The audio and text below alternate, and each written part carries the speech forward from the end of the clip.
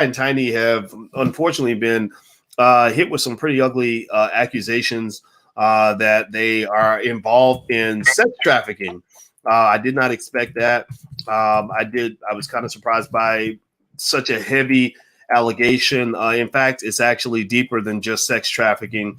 There's a lady and a group of people apparently that have accused the couple of not just trafficking sex, but also drugging women against their will. Obviously, this is very serious.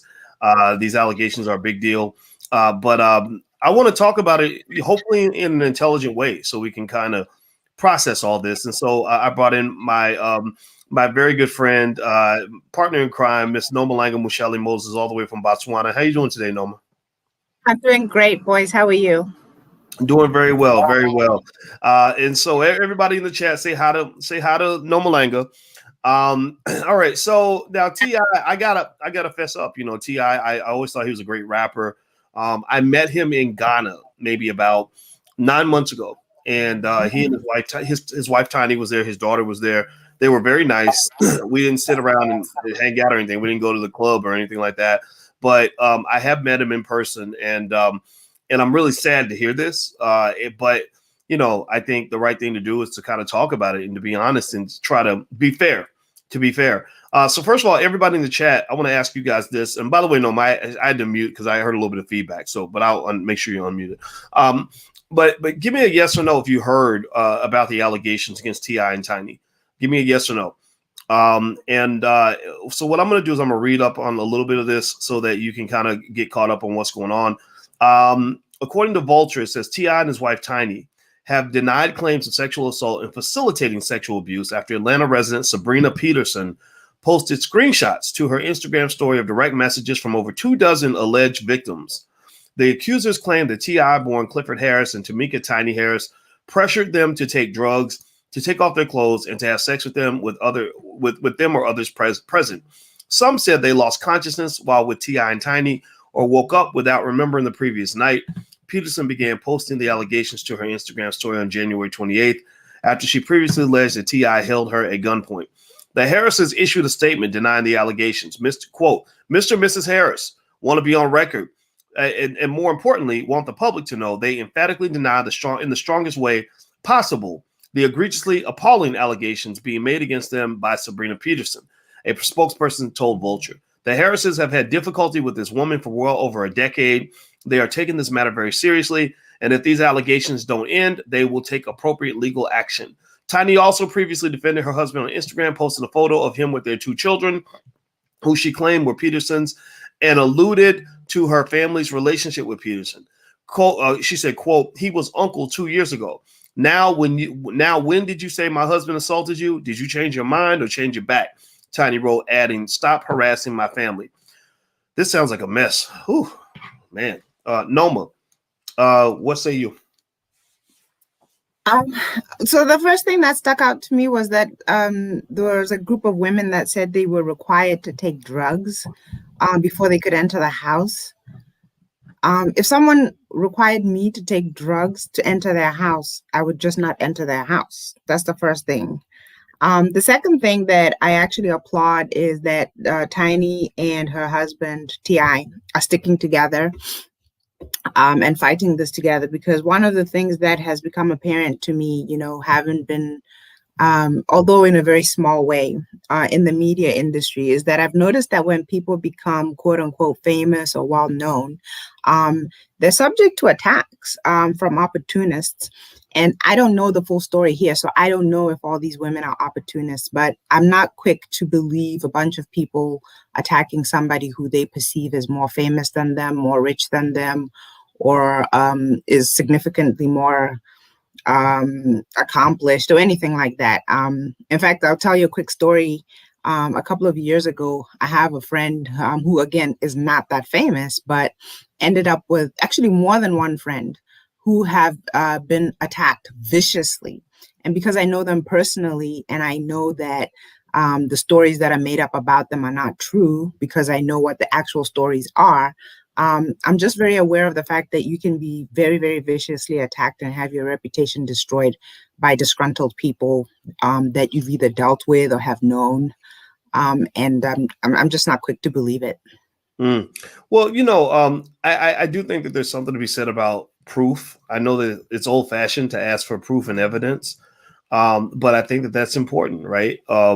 Because you're right. It's there's a lot of questions that should be asked on both sides of the equation, right? It's like just because you're the alleged victim or you present yourself as the victim, that doesn't mean that you can't be scrutinized just like the people that you're accusing, because you could be the predator pretending to be the victim, right? That's what predators do. They pretend to be victims, right? And so I think that asking questions is okay. And I think that one of the biggest mistakes that's been made with Me Too and everything else is that some people believe you have no right to ask questions of the alleged victim. Like, well, did you go to the police? What did the police say? What evidence do you have? Okay, you called the person 47 times in the last 2 years. Could this be because you're just salty and mad because they didn't call you back? If they called you back, would this be a different story? It doesn't mean it didn't happen. It just means that questions should be asked. What do you think, Noma? I absolutely agree. One of the things that has really turned me off about the Me Too movement, the feminist movement, or anytime women say just believe other women, is that they don't want us to ask questions. And sometimes we really have valid questions. And like you said, sometimes the people that we think are the perpetrators are actually the victims of a malicious attack or facts that have been twisted and turned. Like, I really don't care if T.I. and his wife invited people over and had drugs and orgies and things. I don't care. But if you participate in that and then decide to use it as an opportunity to destroy other people's lives, then I have questions. If you are forced, then I have to also ask questions. How did they force you? If they say, come into our house, take drugs, you really can say no. Even if you're desperate for money, you can choose your dignity or whatever you came from and go back to it and not take the money and the drugs and then put yourself in a compromising position. Because I know that with a lot of these stories, they'll say that, well, I was desperate for an opportunity and they said that I should take the drugs. Well, sometimes you just have to let the opportunity go. I saw where someone said that there was a gun held to their head, but it sounded like one woman said that, not all of them. So maybe the woman who had a gun held to their head, again, I still have questions. Was he holding the gun to your head and saying, take the drugs and have an orgy? And then afterwards, what did you do? What happened? We have to ask questions.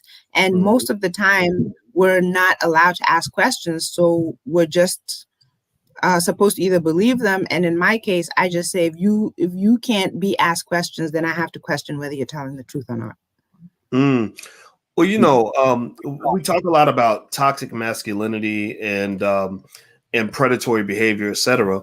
But I believe that we should have other terminology that that could potentially describe other situations like toxic victimhood or predatory victimhood.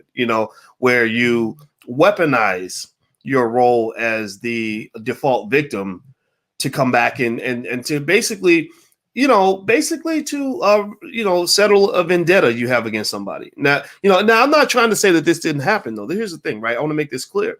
I don't know. None of us knows anything about T.I. or Tiny's personal life, right? None of us know this, right? We only know he said, she said. But I think it's legitimate when Tiny stepped forward and says, okay, 2 years ago, he was like, you wanted him to be an uncle to your sons. You were bragging about the fact that you were affiliated with him. So that at the very least says that whatever was going on in that whole relationship, that she had to have been at least somewhat okay with it. I mean, I'm sure that people can twist it and say it however they want, but my natural instinct says, okay, whatever was going on before that point, you seem to be okay with that. Most people that don't want to be around a predator are not going to take a picture with their sons and say, hey, me and this predator are buddies. So that does invoke a little bit of, I don't want to call it suspicion, because I don't want to, dismiss the allegations like all out of hand. But it's kind of interesting where you say, okay, this person was a bad person who did bad things to me, but for years, I was okay with them doing bad things to me until I wasn't okay anymore. It almost reminds me of like when somebody is working next to Donald Trump, like Omarosa, spent a lot of years working right next to Donald Trump, was co-signing on everything Donald Trump did, was perfectly happy with Donald Trump, would defend Donald Trump, love Donald Trump, right? And then they fall out. And then suddenly it's like, let me tell you what a terrible person Donald Trump is. Yeah, we knew he was a terrible person, which was why we didn't understand why you were buddied up with him for so long. But now you sound like somebody who's trying to settle a score. That if he had wrote the check and kept on doing whatever it was going on that made you happy before, you wouldn't be bringing this out. And this makes you different from a righteous victim who literally was duped into something that she did not want to participate in. And I don't know how that sounds to people. People always find a way to twist things and make it sound sexist, because I'm a black man. I'm used to people misinterpreting my words, and I don't give a damn at this point. But I'd be curious to know what your thoughts are on that there's a difference between the victim who really truly is unsuspecting, right, versus the victim who was okay with everything until they weren't okay anymore. What do you think, Nomalanga? Yeah, well, one of those is a victim and one is not. And actually, the one who was co-signing something until it wasn't working for them anymore, and then decided to attack a person because they were close to them and have inside information that can destroy them, that person is not a victim. And I will also add that they're just as much of a perpetrator, because what they do is they dilute victim stories. Now we question more victims who are legitimate victims because they're people who are not legitimate victims. So they are just as damaging, I believe, as a perpetrator.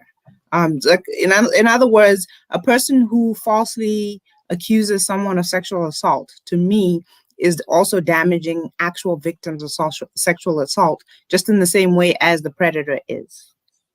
Well, I mean, and let's not forget, when you talk about, sexual assault's a serious crime. So you accuse something of that, or you accuse someone of that, and if it's not true, some would say you're as bad as a rapist, because believe me, bad things happen to people when they go to prison.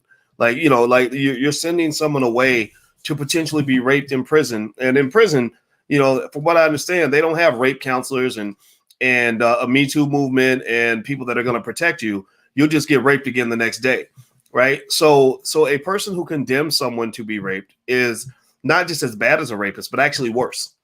Because it's one thing for it to happen once, it's nothing for it to happen, hundreds of times, which is something that's a reality in prison. So I think that's why it's important for us to scrutinize and to just say, okay, you're making this very serious accusation against this person. We need the proof, and it has to be clear, and we want to keep people safe, but we got to be honest. And I don't really know if these things are honest. I'm going to actually share in a second T.I.'s his side of the story and his response. But I also wonder if everybody, let's do a straw poll, yes or no. How many of you that so a woman and has some text messages apparently that prove that there were other alleged victims, but she doesn't. From what I understand, there's no information about the origin of the messages, legitimacy, things like that. But her name is I don't have her name. Sabrina, is it Sabrina something, or did I get that wrong? Anyway, she's claiming that T.I. and Tiny Peterson's her last name. I don't have her first name in front of me. But so Mrs. Peterson is saying that T.I. and Tiny allegedly pressured them to use drugs, pressured them into sex. Now, I didn't see anything about rape or anything like that. It sounds like they say pressured into, which is kind of a vague statement, right?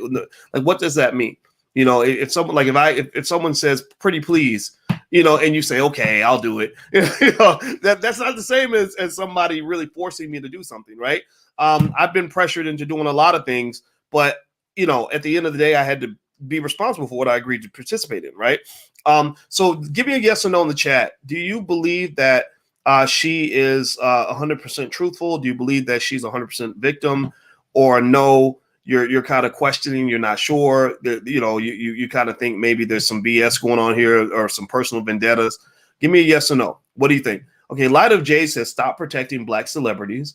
Well, I think that's another point. That's a valid point to bring to the table too. Do you think, Noma, that there are some people who believe that celebrities are always innocent? Like, do you think that there are people who will just ignore it just because T.I. and Tiny are famous? Well, I don't know about T.I. and Tiny, but I do know there are people who, will die saying Obama was the best thing that ever happened to America, and then there's obviously people on the opposite end of the spectrum, and there's nothing you can say to change their mind.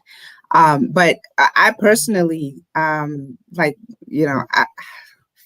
don't care much for T.I. or Tiny, so I have no reason to protect them. I do think sometimes people who are celebrities or more famous or whatever do tend to get away with more. And sometimes it is because people will more readily believe them. They have the money and the resources to get the best lawyers and so on. So that sometimes they do tend to get away with more. But I'm also cognizant of the fact that they're also victimized by people who think it's okay to take advantage of the fact that they have more or that they could get something out of them. And use it against them. So, it's a double-edged sword. Interesting. Yeah, I think I'm going to go ahead and say that that's the thing. People have biases either way. I've seen people that are that will automatically protect the victim because she's a woman, right? As if women are not capable of lying, which actually undermines the idea that women and men, it undermines the idea of equality. Right. If you tell me that men and women are equal, but yet you simultaneously try to convince me that women are just silly little children who, have no say in their personal choices. I don't believe it's one or the other. Like pick one, like stop that. Right. So you have people that will say crazy, ridiculous. I mean, really stupid things like believe all women. What does that mean? Like, what are you talking about? Believe all men, believe all black people. Like, really? Are you that dense, right? People like that, I'm not even really interested in talking to people like that. But then you have people that almost believe in another slogan, which is equally damaging, in my opinion, which is believe all celebrities, right? That anytime a famous person is accused of anything, that they must be good and they must be okay because they're famous and that's it. Studies show that actually that black people in America are more influenced by celebrities than other groups of people. Nielsen did a study on this. They actually showed that they basically told other companies, they said, look, if you want to sell a product to black people, just put a celebrity on it and they'll buy it. They'll buy laundry detergent because their favorite rapper uses that laundry detergent because they don't really know exactly who they are.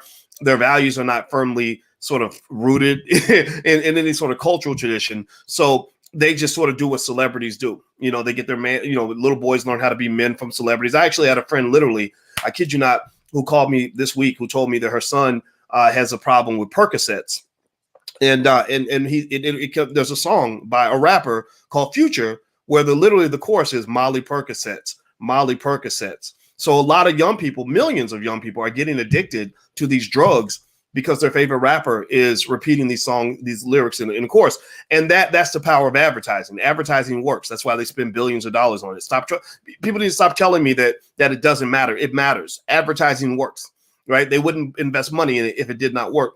So with that said, this celebrity bias, I think that's a problem too, right? Because some of these celebrities are not good people, and so what do you think of, what are your thoughts on that? I'm not even going to frame it as a question, but I almost feel that either way, some people have already made up their minds before they even see the evidence, before they even process a thought. Is this just inevitable? I mean, what do you think about that? Well, I mean, the point of having these conversations is to try and be balanced and look at both sides, which I think we're doing. I will say also that another thing that happens to us if we're Black people living in America is that we tend to be victimized much more than most people, and without necessarily being aware of it, we're likely to jump onto a victim bandwagon. So, for example, if I thought that it would help for me to say, so and so is a horrible person, let's get her, I can rally other people to say so and so is a bad person, let's get her. That's why, again, I always question, like, okay, even if it's a group of people saying it, it could just be a malicious and vicious attack. But at the same time, again, people are coerced. What was the word they used again? Pressured. I saw the word pressured or whatever it is, more easily, of course, by a celebrity, but it still comes down to the fact that you had a choice to not participate in what they were calling you to do.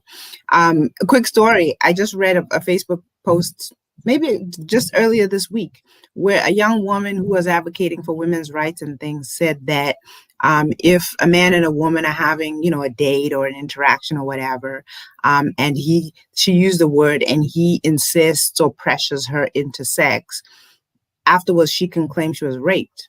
And then I say, well, how are men going to know if they're actively seducing a woman, convincing her? And then she says yes, that she won't turn around. I mean, that's what it used to be. It used to be this dance where there's seduction, She says no, she's coy, she's playing hard to get, all this other stuff, right? And then eventually she'll give in if that's what she wants to do. But now we're being asked to believe that if somebody says not now or something like that, and eventually says yes, that we should actually call that rape. So I feel like there's too many opportunities for people to use certain words, and then at the end they say rape, coercion, pressure, and then also call it rape. And again, I'll go back to the fact that that's so unfair to a person who was actually, beaten, battered, and raped. To say that he talked me into it, I took some drugs and I don't know what happened, so I'm going to say I've been raped, is a very different thing, because there are women who are violently assaulted and forced to have sex against their will, and they live with trauma for the rest of their life. And for us to equate that with someone who regrets their bad decisions from the night before, or was desperate for money, desperate for an opportunity, or whatever it is, to take that and equate with somebody who innocently thought they were going on a date or was going home or was with a friend and then was violated. I don't think that's fair at all. Do me a favor, please hit the thumbs up button, share button, and subscribe button if you haven't done it yet. In case you wonder what we're talking about, I'm speaking with Nomalanga Mushali Moses, and we're talking about these ugly allegations against T.I. and Tiny, but not just talking about their personal life. This is not a gossip fest. This is really about asking ourselves, what should be the standard? Should there be a standard? How do you discern guilt and innocence without destroying somebody's life in the process? And if you could, please hit the thumbs up button. This is a platform for intelligent Black people. We want to have intelligent, thoughtful conversations. Our goal is not to jump on bandwagons or to be stupid and all this other stuff. We actually really want to understand what's going on in the world, because remember, a lot of you have sons, that are out here that are going to have sex, right? That's what people do. That's what human beings do. And we don't want your son to get caught up in a false allegation. We don't want your daughter. I got daughters. Nomalanga has daughters. We don't want your daughters to get caught up in tough situations either. So it's really about sort of understanding what's going on so we can approach these things in a way that makes sense. Because this whole, social media like attack thing is, it may seem easy to do. Or this whole, I'm going to rally everyone to my cause because I've got a personal vendetta. That is easy to do, but that's a problem because people use that. They manipulate that to their own advantage. I'll give you an example. Byron Allen had this $1 billion lawsuit against Comcast, where Byron Allen's trying to get paid. He's mad because Comcast won't pick up his shows. His shows were not that interesting. These were not Black shows. He wasn't doing things for the Black community. Charlamagne the God actually called him out on this. And but he's trying to get shows like Pet.tv and Cars.tv on Comcast, and Comcast is like, we don't want your shows. They suck. We don't hate all Black people. We just don't like your shows, right? Well, Byron Allen goes out and makes this a Black thing. Like, hey, y'all, they trying to take all of our civil liberties, y'all. They trying to go and ruin civil rights for all Black people, y'all. We got to get them, y'all. And people got caught up in that because, again, they were traumatized and triggered. Like, oh no, the white man trying to take our liberties or whatever, right? So they're protesting in DC on behalf of this billionaire who ain't gonna write no checks to anything that Black people are really trying to get done, right? Like, he's not really stepping out like that, and he wins his lawsuit. Comcast eventually caves and gives him, his bag of money. He walks away with $500 million or $200 million or whatever, and that's it. And then Black people have been used yet again. And this is one example of many I could name right now where people will take a personal beef and make it bigger. Like, Nomalanga and I get into a disagreement. I love Nomalanga to death, so that ain't gonna happen. Nomalanga is the best on earth at resolving disputes, and that's one of the reasons why you have been one of my best friends on the planet for 12 years. But if Nomalanga and I get in a disagreement, and she says, me and Dr. Boyce got into it, and because Dr. Boyce hates all Black women. Well, no, that's tons of black women in my life. Maybe you and I just have an issue because we're two human beings who got into a dispute. And I think that we have to be able to separate those two things. And people can't really do that. So I saw T.I.'s apology, which I'm actually going to show everybody. Not his apology, his statement. I don't want to call it an apology, his statement.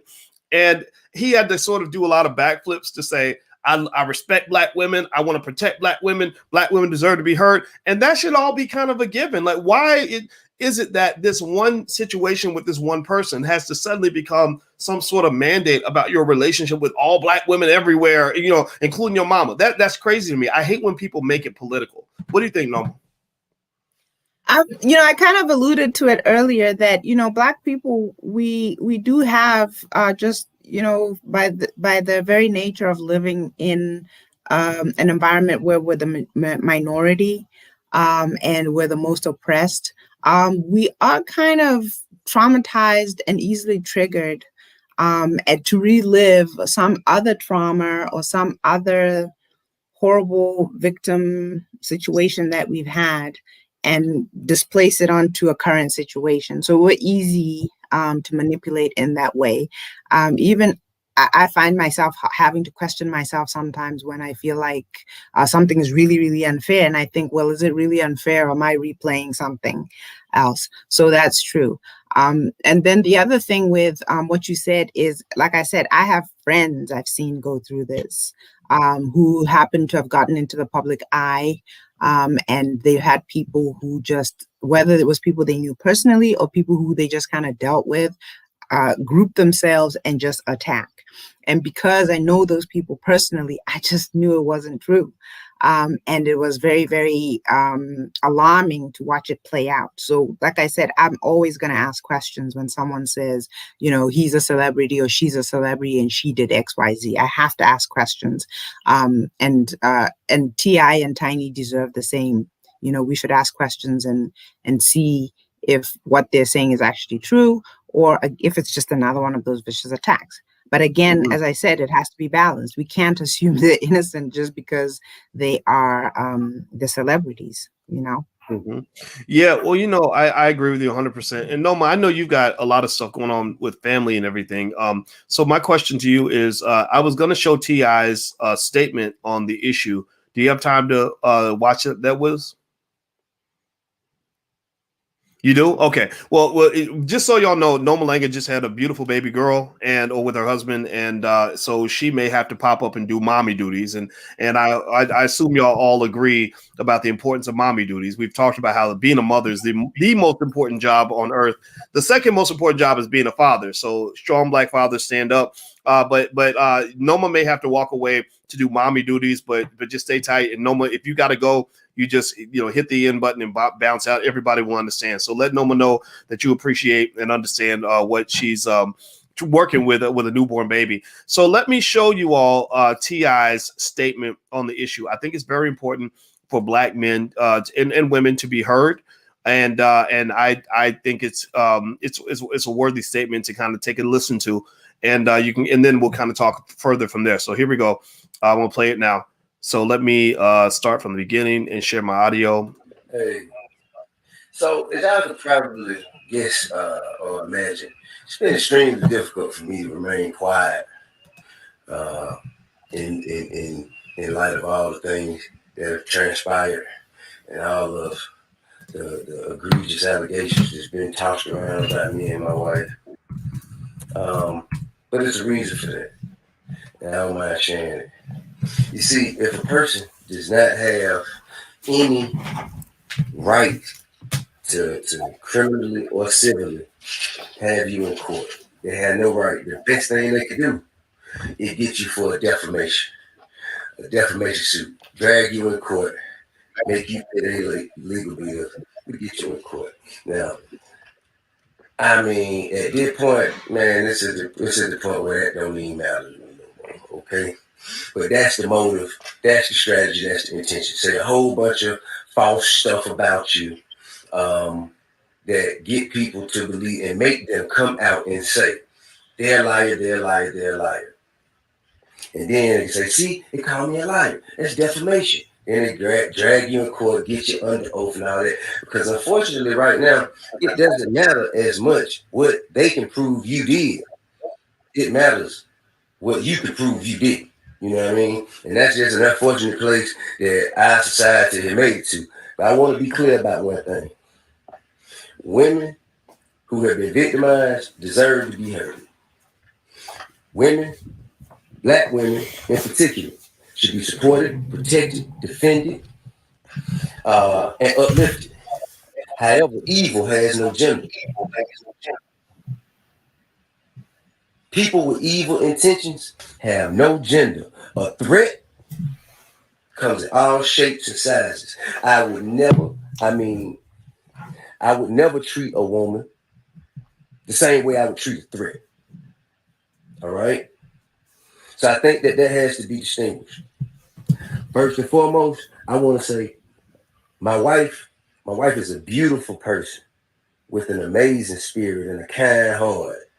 She's a devoted mother, and she has a humble soul. She don't deserve it. She don't deserve it. Now, what we're not going to do is open up the door to my bedroom, as you shouldn't have to either. Open up the door to my bedroom for everybody to come in, chime in, and make their opinions about what we do and don't do or shouldn't do. But I will say this.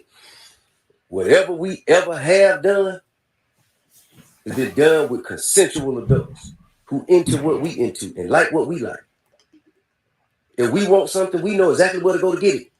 We ain't never forced nobody. We ain't never drugged nobody against their will. We ain't never held nobody against their will. We ain't never made nobody do anything. We ain't never trafficked anything.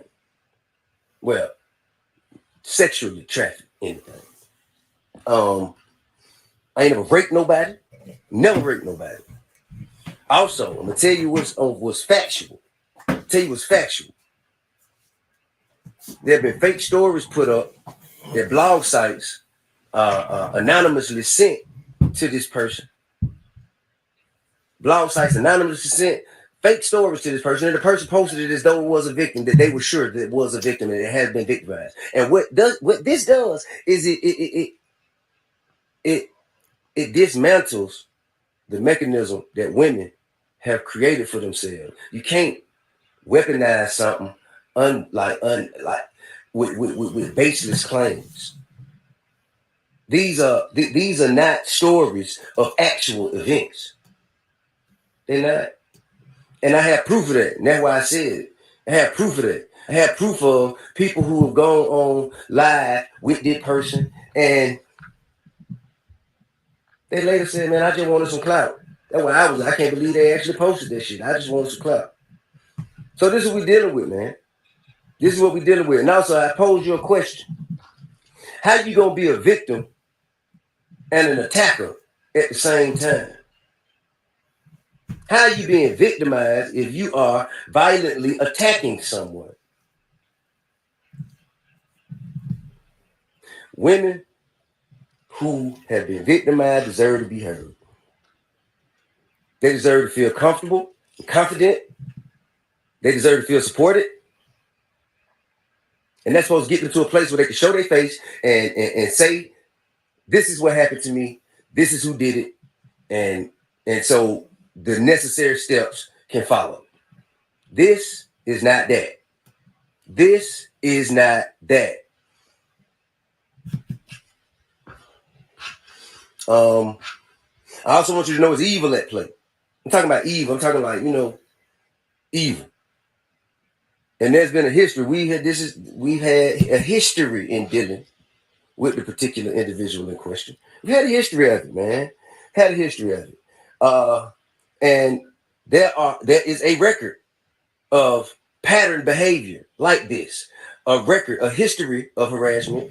Not, I'm talking about, listen, this is not my opinion. I'm just saying what's on record. A history of violence on record.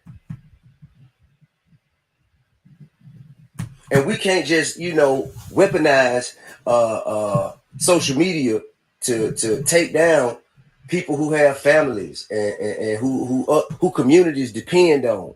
You know what I'm saying? I'm talking about who have done everything that they can to uplift and help to evolve our communities. we can't tear our people down like that. And this has taught me a lot. But one thing I know, man, I will not be bullied. I am not afraid. I am not ashamed. And I mean, and the truth will be revealed, man. But until then, man, hey, listen, man, any woman out there who's going through things, who have gone through things, if you have a story, and you should come forward. You should, but don't lie, because that tear the whole vehicle down. Don't lie. The truth is what needs to be heard. The truth. And I can deal with the truth all day. But at some point, man, it has to be some sort of, it got to be something that happens if you come and make baseless claims that are false about somebody that have a negative impact on them, their livelihood, or their freedom. Something got to be done about that. But I was built for this. I was born to be in this position. I was born to be in this position, to face pressure and sit in the fire, so it benefits others in the future. I was born to be in the position. God put me here for this. So whatever evil has been conjured up to come against me, no weapon formed against me shall prosper. But man, I got a lot of love for everybody who's been calling me and who's been in support of me and my wife. Shit, man. We'll be back to doing us, man, sooner than later. You dig what I'm saying? Love and respect. All right. Okay. So No Malanga. Okay, so we just heard T.I.'s statement, his defense on this allegation from Sabrina Peterson, I believe that's her name, who basically claims that T.I. and Tiny have been engaged in sex trafficking and all kinds of other illegal behavior for pressuring people to use drugs, things like that, against their will. He came out pretty strong with his defense. What are your thoughts after watching that video? I actually believe him. And I would also have to hear the other side to decide if I believe them over him. But I noticed that he said a few things that I said, that, when people make false allegations, it actually damages. He called it a mechanism that we have in place for people who are actual victims to get justice. And then another thing is he jokingly said we never trafficked anything. Then he corrected it and said never sexually trafficked anything. So he also said something to the effect of a lot of things may have happened in me and my wife's bedroom, but we never forced anybody. So he's basically trying to say that, again, I said I really don't care what him and his wife do, and if they take drugs and they invite other people into their bedroom or whatever, that's for them to do. But again, somebody who is privy to that doesn't get to use it against them when they decide that they have a vendetta against them. Yeah, you know what it makes me think about? It makes me think about when I was 9 years old. I remember there was a time where I went to the store with a friend of mine, and we were in the store, and we didn't have a whole lot of money. I think I bought like a piece of bubble gum or whatever, and we came out of the store, and my friend pulls a candy bar out of his pocket. And I said, "Where'd you get that candy bar?" We didn't have any money to buy a candy bar. And he tells me he stole the candy bar, right? He just lifted it, put it in his pocket. And I didn't want to be a snitch. I said, no, well, I was like, whoa, you're going to get in trouble. But I didn't care. We were about 10 years old, whatever. So we split the candy bar and went on about our business. And then the next day, my mother got a phone call from this kid's mother saying that my son told me that your son Boyce stole a candy bar. And I'm like screaming bloody murder, like, no, I didn't steal the candy bar. He stole the candy bar. Right? I was really angry because I've been falsely accused, basically. And the interesting thing was that my mother, her whole position, and I don't even know if to this day if I agree, and I'm still mad about it, right? But the thing was that her position was that if you really wanted to clear yourself, you would have told somebody when it happened instead of waiting until, until now. Now you want to come clean. Now you want to talk about it. But before, you didn't want to, you split the candy bar with him, right? And so this isn't a perfect analogy, but it basically, I think in this world, like, you have people that get into shady situations with other people and they split the candy bar. Like, I'm working, like Omarosa's working with Donald Trump and they're doing all kinds of crazy stuff, maybe some illegal stuff, but they're splitting the candy bar, and she wants to be loyal, so she doesn't talk about what he's doing, like, in an authentic way. But then when it doesn't benefit her, like, she gets booted out of the White House and they say, oh, well, she's the crazy one, she's the criminal, right? Then she's like, no, they're the criminal. I was just watching. I didn't, no, but you were there, you saw it happen, and you split the candy bar. And, and I almost feel like there's a difference between a victim who literally is like, look, I don't want any parts of this. I'm going to go, I'm going straight to the police right now, whatever, versus somebody who's splitting the candy bar with you. And then when things are not good anymore, when you're not friends anymore, when it's no longer working, then suddenly it's like, no, they did it. And it's almost like a deal with the devil kind of thing. When you're making deals with the devil, like, don't be surprised when the devil behaves like the devil, or don't be surprised when it turns out bad, right? So I think that what a lot of people are seeing with this, and I don't even know if this is right or wrong, but I think what a lot of people are seeing is they're saying, okay, so you're telling us that T.I. and Tiny were doing these terrible things to you, but you were all down for it for a really long time. What's the difference between now and then? What exactly happened that led you, because 3 years ago, if we had talked to you about them, and if we had come to you and said, we think that T.I. and Tiny are not good people, we think that they're into some shady, terrible stuff, you might want to get away from them, you would have defended them. You would have said, no, these are my friends. He mentors my sons. His wife is a wonderful person.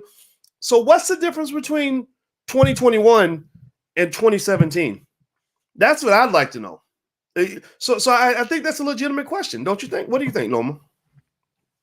Absolutely. I think it is a legitimate question. And also there's many layers. You could have maybe not split the candy bar. You could have not told. That would make you less of an accessory. Or you could have told them, that's very bad, I'm not your friend anymore. There's so many levels, right, where you could, but once you are participating, and then when it doesn't serve you anymore, you go tell.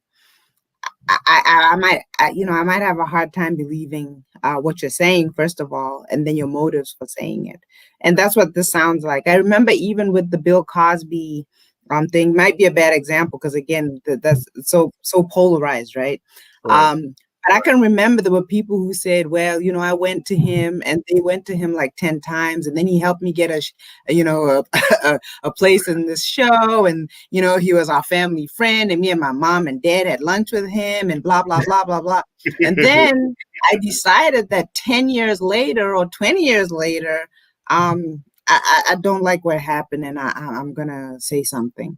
That's very confusing, even for me. I'm a woman. And I do get that sometimes when you've been victimized, it can take a while before you get the courage to say something. When you're very young and a man is much older, that's also a thing. I understand all those things, but even in the even with understanding all those things and being a woman, I still found some of it like, no, that's ridiculous. He gave you a part in a show. You went back over and over and over, and now you want us to believe you're traumatized? No. Sorry. Yeah. I'm sorry. Well, you're not in the same position with somebody who got violently raped.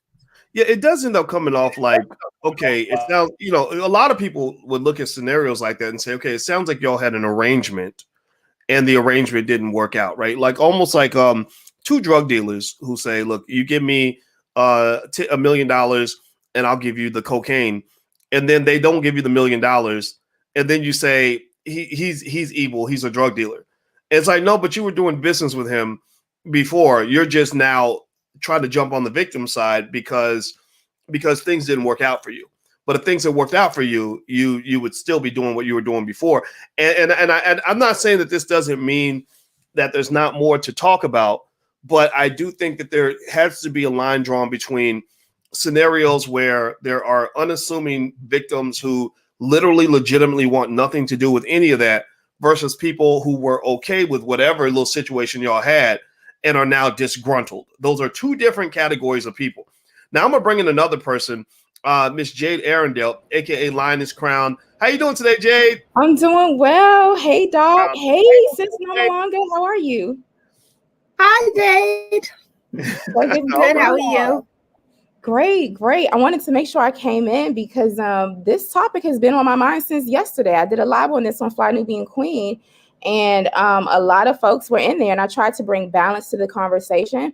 I had to be very, very mindful of when I'm speaking about this T.I. and Tiny thing that we are calling what's being said allegations. We're not just going and flying with rumors or things that have not been proven.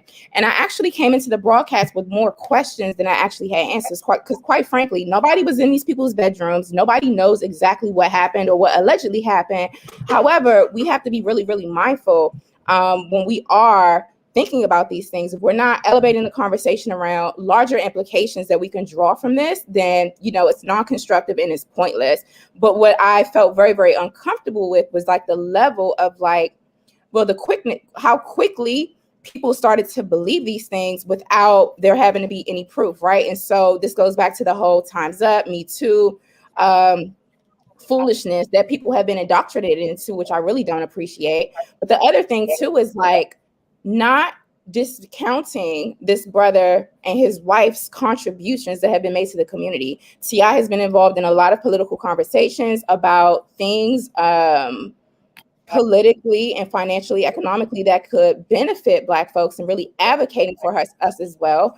He has invested money into Killer Mike's bank and these things. And so I know exactly what it's like when we go back and we read the history of COINTELPRO or the history, multiple examples of Black people of power and privilege and wealth being sabotaged deliberately by the powers that be. Now, I can't discount any of the allegations, just off the bat, because I do believe that if they did those things and they're horrible, I have zero sympathy for them whatsoever. But at this point, we just don't know. I did see an update that came out yesterday, since I did my broadcast yesterday, in which our brother spoke to these allegations. And I have to be honest and say that I kind of believe him. You believe, when you say you believe him, you believe T.I.? Yeah, I believe his side of the story. It came off, it's very, very credible. Oh, really? Interesting. Okay, so you so you felt that T.I.'s explanation was credible, and you felt that he might be telling the truth.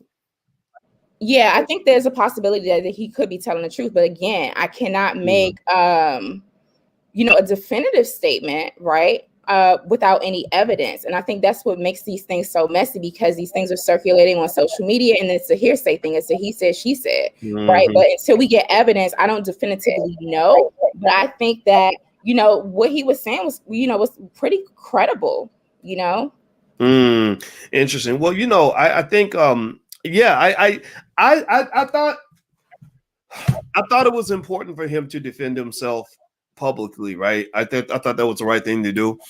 The hard part is that you don't know what to believe, right? Because you can't go around here advocating for sex trafficking. I mean, I am the first one to line up and say T.I. is one of the most talented hip hop artists that I've ever seen, and I followed his music for a long time. I'm a legitimate fan of T.I.'s music, and you learn, actually, believe it or not, you learn a lot about artists by listening to the music. They pour their souls into it. That's why, for example, when I met Ice Cube, I kind of knew him pretty well, honestly. From when we talked, he was exactly the person that I thought he'd be, based on the fact that I've been listening to his music for a long time. And so with T.I., I think with him, I think that what he's got to confront and deal with, and I say this without presuming to know what went on here, but he's got to deal with the fact that hip hop music, the industry he's been involved with, hasn't exactly been the most respectful toward women, particularly Black women.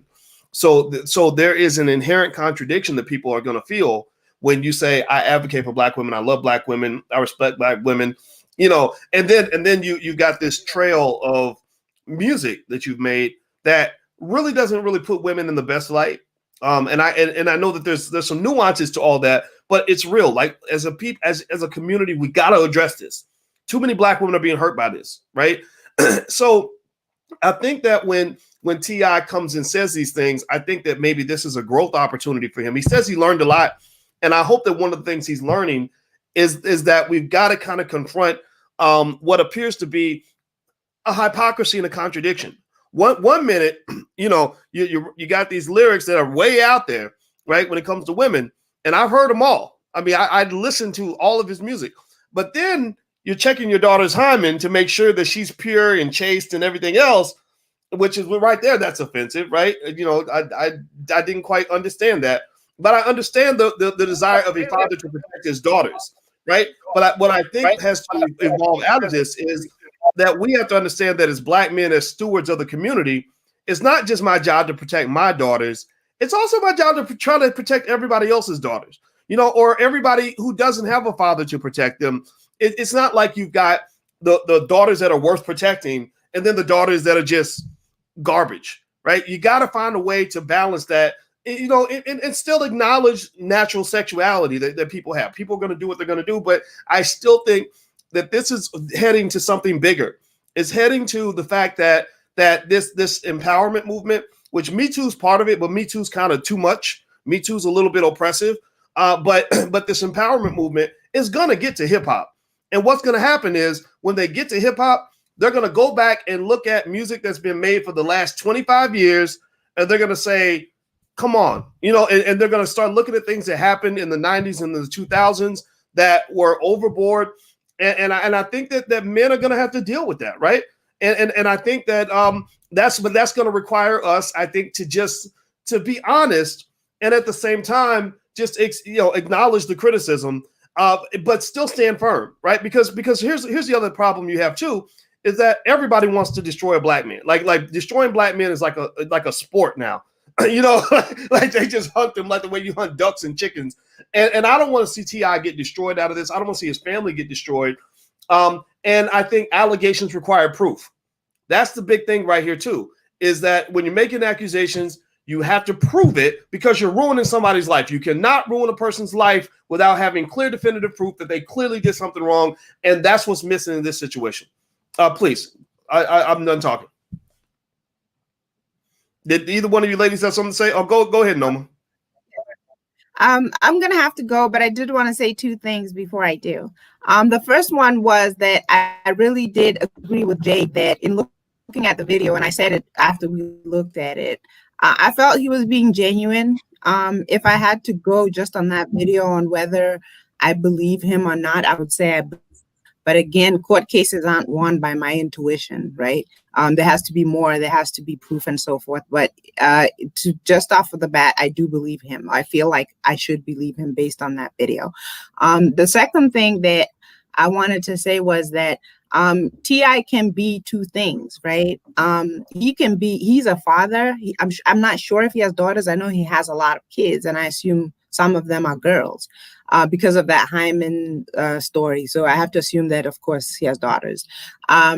And he has a wife that, I've seen stories go back and forth with them, but they've kept their marriage together. So we can assume that he can love, honor, protect, and do all these things, and then have this other persona that talks trash about women.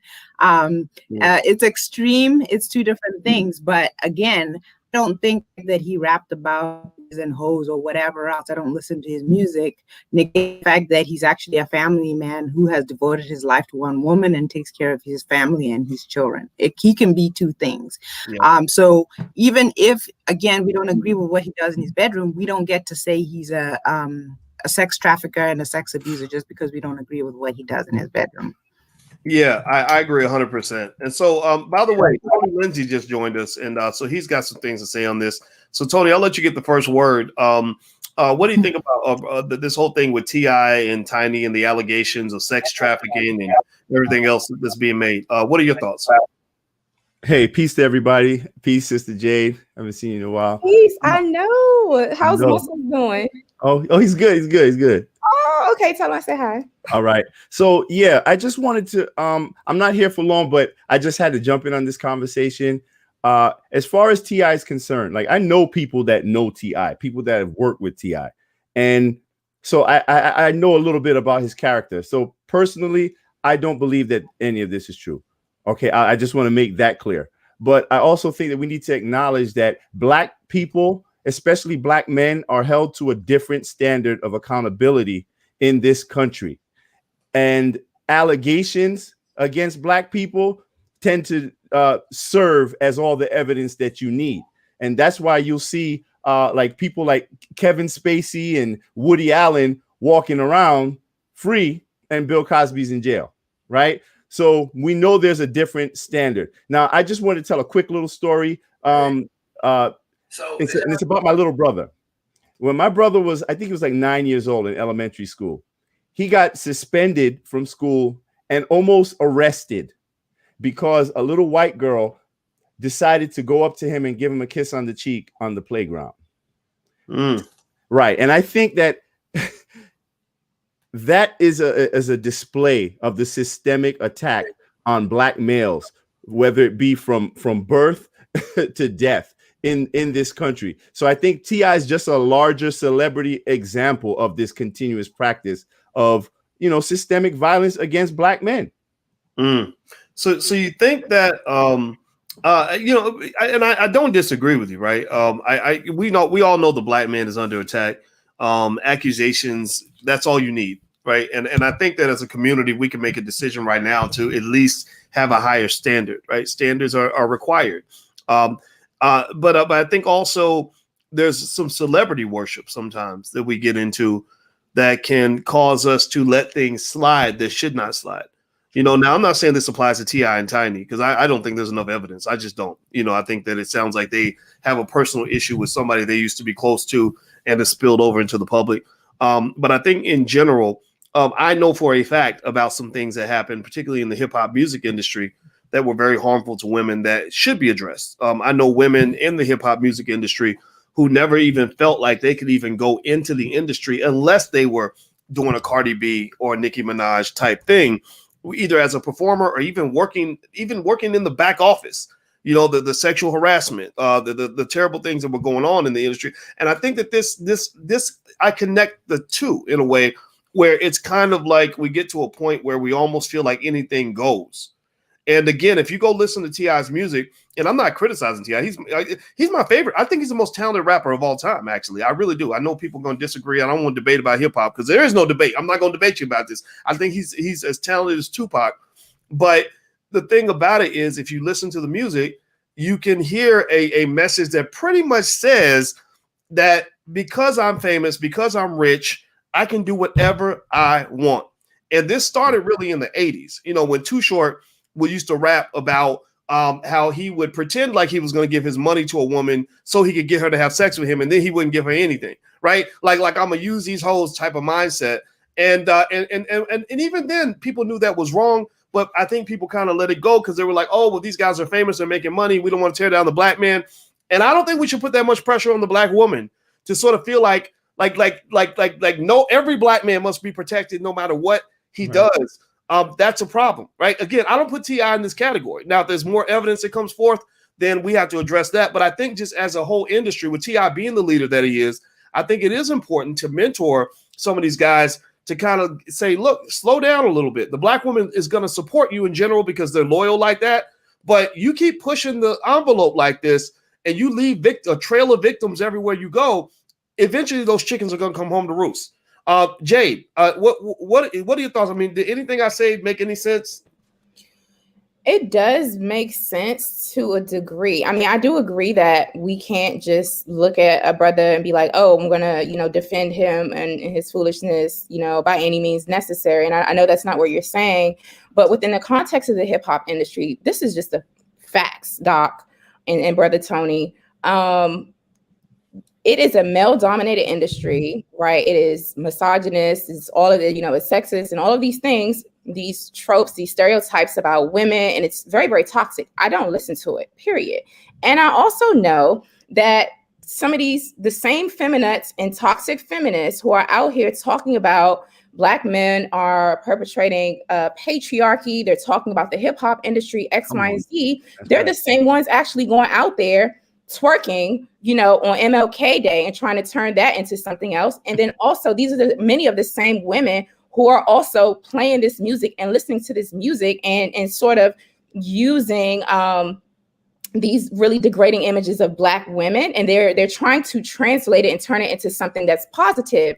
And these are the same people, many of whom really, really progressive, very, very liberal, and they're trying to advocate for things like legalizing sex trafficking or sex work, right? And so I know that we can't have it both ways. That's not what we're saying. I know that's not what you're saying, but when I look at this and this conversation within the context of hip hop, the feminine movement, the way that the world is going, and it seems like damn near anything goes, it's kind of hard to put all of the pressure on the brothers who are participating in hip hop culture and the music scene or whatever, when you have a whole bunch of women who are saying, I have the right, this is women's empowerment and my body, I should be free with my body and my sexuality, and then using it to do other equally as toxic things. And so there has to be a balance of accountability. Yes, we have to hold our brothers to a high standard, and they are being held to a different standard, and we have to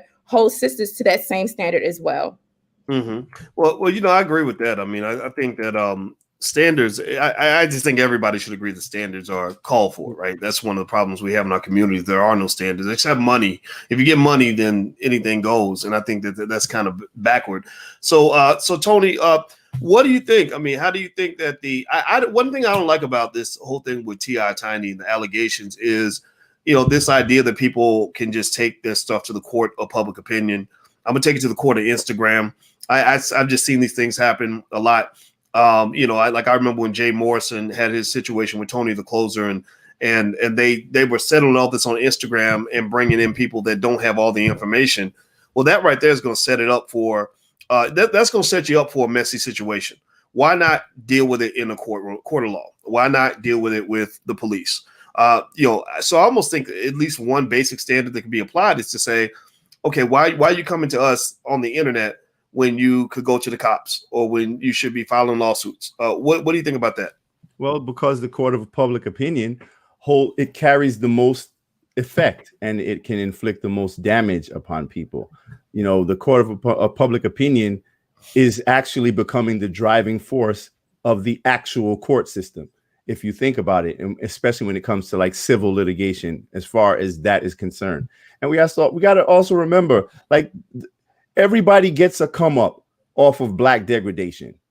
That's Black men, that's Black women, that's white men, white women. This entire system, it's everything is like it propagates this ghettification of Blackness that everybody is getting a come up off of. So when you have people of influence in that same industry like T.I., I think it makes pretty much a lot of sense that those types of people are going to be attacked. You know what I'm saying? So while we should definitely hold our own people accountable, because we got to know at the end of the day, we're not held to the same standard of accountability. So a lot of these rappers, they go up in there, they're doing what they know is going to sell. Remember that. So it's not just like, oh yeah, we just want to talk about Molly's and Percocets and this, that, and that. It's not only just that. That's what is going to get them the deal. That's what's going to get them a certain level of success in that industry. So maybe we just need to be a little bit wiser, and maybe even as consumers demand better from them. So that might even help people like T.I. to be able to, have more influence of the direction of hip hop and the way that things are moving, and not be scapegoated to everything horrible once someone decides to just make some crazy allegations towards him.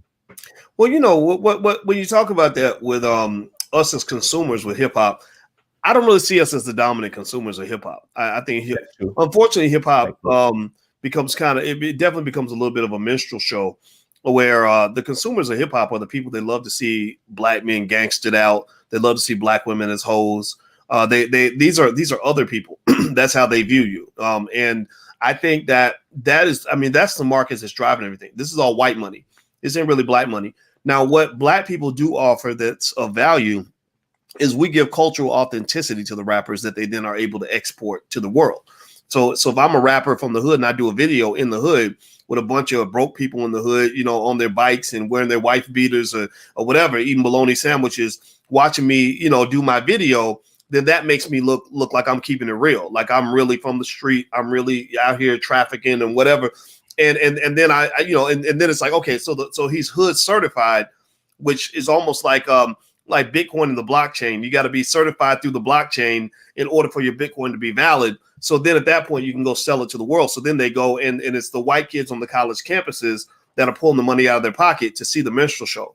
And so I personally think that we got to kind of think about that in terms of just how that model destroys our community, because we're the one collecting all the toxic waste that comes from looking up to the ignorance. And the way I would compare it is like, imagine this 1920 you in the Cotton Club, and you got a jigaboo on the stage doing the coon dance, and you know, he has a boss. And there's a white man who's watching this happen, and he's just loving it. He's clapping. He thinks it's great. Oh boy, you are so talented.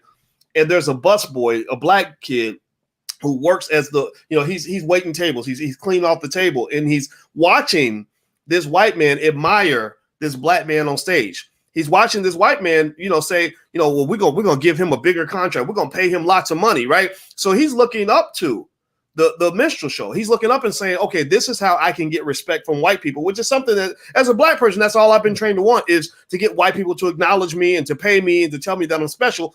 So that little black boy then wants to grow up and become a minstrel show artist. And the same thing happens now with hip hop artists. You see the rapper can't spell his mama's name, high as hell on drugs, like ruining his life, you know, passing out. He's a super spreader of STDs because all the women he's sleeping with. He's rapping about killing other black people. But you think that's all okay because he's getting paid. He's driving the car you want to drive. He's got the house you want to live in. He's wearing the jewels you want to wear. So the little boy grows up saying, I don't want to be all these other things. I don't want to be like my daddy. My daddy works in the factory. I want to be like Future. I want to be like 2 Chainz. Because he got 2 chains. My dad ain't got no chains, right? And that's the toxicity of that whole industry in general. This was not created by us. Like all this, right. like hip hop was created by us, but the bastardization of it in terms of, you know, the disrespect of women and the violence against black, the genocidal KKK level violence against black people, that all came from white supremacy. What do y'all think? Agree. I agree. I mean, that's pretty much what hip hop has become. I mean, we don't own hip hop anymore. If you think about it, you know, the hip hop that I come from is like KRS-One, you know what I'm saying? Big Daddy Kane, Rakim, you know, that's the era where I come from. I think you and I are the same age, boys, to be honest. So we come from a different generation, but I don't want to ignore though, you know, the different trends and the way society is changing. But at the same time, I think voices like yours and ours, it's important for the older generation to still try to keep that balance and letting people know when you're being manipulated, because I think we are all being manipulated. Well, the hip hop industry, it serves a purpose. And I think a purpose that most of the people who participate in it either don't understand or are willing to kind of excuse because they're getting so much money from it. So when they're gatekeeping you, they're basically denying you access to wealth in that industry unless you do this. So yes, it's a bad decision, but yeah, and we understand why they're making it. So we need to figure out a way of I'm always about building our own anyway. So at the end of the day, we need to build our own institutions, from hip hop to social media to stock market platform, like everything. I'm all about everything black, because at the end of the day, the more we navigate through these systems that are theirs, we're going to continue to contribute to a system of white supremacy. Right on. Jade, I'm going to have to bounce out in a minute, but I'd love to get a final thought from you, and then also from Tony as well. What do you think? You can talk about T.I. if you want to, or you can talk about the big picture. I'm going to let you have the floor. Please go ahead. Yes. So thank you so much for having me on today, Doc. These are my final thoughts. my final thoughts is that when we as adults get wrapped up in these sorts of, people get wrapped up in these scandals, or we're engaging in these controversial conversations, we have to keep in mind that children and young people are watching. And it is, in my humble opinion, we are doing a horrible job by leading our community, with leading our community by example. When these sorts of allegations, in this case with T.I. and Tiny, are floating around, not only does it send a bad message in terms of how we're talking about it, how we're vilifying someone, or running with the rumor mill, but we're also not taking into consideration the impact that these sorts of public controversies and dragging and sort of public shaming, especially without any concrete evidence or facts, actually does impact, this woman's and this man's family. It impacts and it hurts and it harms their Black children. And so I think that we really do need to tighten up and kind of codify, kind of get on code in terms of like whether we are looking at these sorts of incidences and trying to make, try to use them as examples of solving bigger issues or systemic problems within our culture or in our community. Or if we're just like adding on to, the agenda and helping the white man, by aiding and abetting white supremacy and the targeting of Black men, of Black women and Black children, and therefore, working with them to like further break down our community. I think that we really do need to ask ourselves these questions. And then we also need to take a look at this. Like, listen, no one's perfect, right? No one's perfect on one hand. And on the other hand, I do believe that there are certain things that are just non-negotiable. I'm one of those people. Like, you molest children, if you rape people or whatever, and if you get the death penalty, like, I legit have zero guilt or empathy for you or whatever. And so I think that we also do have to tighten up, and, there's too many blurred lines in terms of what's permissible, what's appropriate, and what's not appropriate. And in this case, I don't know what the hell is going on. However, if they are guilty of doing something crazy like sex trafficking, drugging people and raping them X, Y, and Z, then they'll get they'll get whatever, is going to happen to them by God or the universe or whatever. And at the same time, I'm also clear that there's a deliberate effort to break down Black families and to, just sort of like destroy the reputations and the legacies of many influential people in our community who are not perfect, but who are actually trying to do something. And I see our brother T.I. and Tiny as people who have contributed, to our community. And so I want to see hard facts before I just jump on a bandwagon and condemn them with these rumors that are circulating. I'm not the person who's going to say, yeah, I'm going to believe this individual over here because they were born with ovaries or they have a lot of estrogen, or I'm going to look at this person over here and automatically assume that they're guilty because they were born with a prostate and have a whole lot of progesterone. I think that like we have to get out of this sort of socially engineered condemning of Black men on behalf of white supremacy. That's my final word. Yeah, I think that's a great point that you make, Jade. I mean, I hope we can at least agree that men and women are both capable of lying. I like to believe, when they say Black people are the canaries in the mine, we're the conscience of America. I also encourage us to take on that role of being the canary in the mine of common sense. To be the conscience of America when it comes to acting like you got some damn sense and not believing stupid stuff like, believe all women. Like that's a silly slogan. Or, even Republican versus Democrat. I think that we should focus on what we have in common as opposed to always focusing on what divides us, because you're going to ultimately destroy the country. If a brother and a sister are so caught up in winning a war with each other that they forget that preserving the family is what's most important, then you're not going to have a family anymore. So Democrat, Republican, that's where white people are tearing each other apart. I think Black people have to be more intelligent than that and realize you can disagree, but you ain't got to fight. You ain't got to take each other out. And also, these gender wars. I see that that's what they're doing. I don't think I'm hoping that we won't have a gender war. Because I'm willing to be held accountable as a Black man, as long as I can also hold Black women accountable. without us making it into this, you hate black men, you hate black women nonsense. Like, that's just stupid, right? So with T.I. and Tiny, you're right, Jade. I like the point that you made that there is not enough evidence and information to condemn this couple blanketly. And also, we had to see this through the lens of what's been weaponized. T.I. used the word weaponized twice in his commentary about it. And I thought that was a good word, because we know that the attack on the black male is weaponized. And we know that all you need is an accusation. You don't have to hit the target. Just shoot the gun in any direction, and you're going to hit a black man in the head. And that's wrong. That's, we're destroying too many important people that way, and that's not acceptable. So, Tony, your final thoughts. Yes, I'm just going to be quick here. I mean, because I pretty much agree with everything you said. Jade, you were on point as usual. I would pretty much just close out by saying that social engineering, it's masterful at hiding itself because it's an attack on the mind, and it thrives by causing cognitive dissonance amongst people. So you can't even identify that you've been brainwashed. So everything that you hear that can very well be for your own good, you're going to fight against it. And I think we should also be careful about riding the rumor mill, because what we need to really do is let's give our people the same benefit of the doubt that you give to white people and other groups, because that's what's not happening right now. The status quo, it thrives upon distraction, and we are easily distracted today.